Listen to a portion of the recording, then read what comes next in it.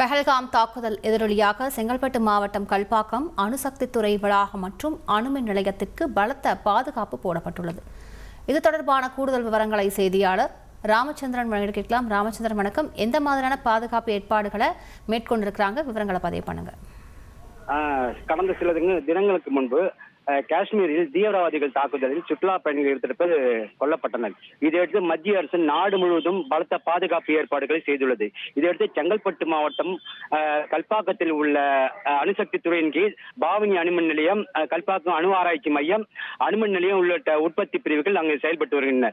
இங்கு தீவிரவாதிகள் தாக்குதலை முன்னிட்டு இன்று அணுமின் நிலையத்திற்கு சென்ற அனைத்து வாகனங்களும் பலத்த சோதனைக்கு உட்பட்டு உள்ளே அனுமதிக்கப்பட்டன. குறிப்பாக மத்திய தொழிலக பாதுகாப்புடைய சேர்ந்த வீரர்கள், அணுமின் நிலையத்திற்கு செல்லும் பொறியாளர்கள் மற்றும் கான்ட்ராக்ட் ஊழியர்கள் செல்லும் வாகனங்களை, கார், இருசக்கர வாகனம் போன்ற வாகனங்களை நிறுத்தி அணுகுணர்கள் சோதனை செய்யப்பட்டு உள்ளே அனுமதிக்கப்பட்டு வருகின்றனர். அதேபோல் மாமல்லபுரம், சதுரங்கப்பட்டம் 2 நோய்கள் பகுதியும் கடுமையான சோதனை இரவு பகல் பாராமல் இந்த சோதனை மேற்கொள்ளப்பட்டு வருகிறது. விரிவான விவரங்களுக்கு நன்றி ராமச்சந்திரன்.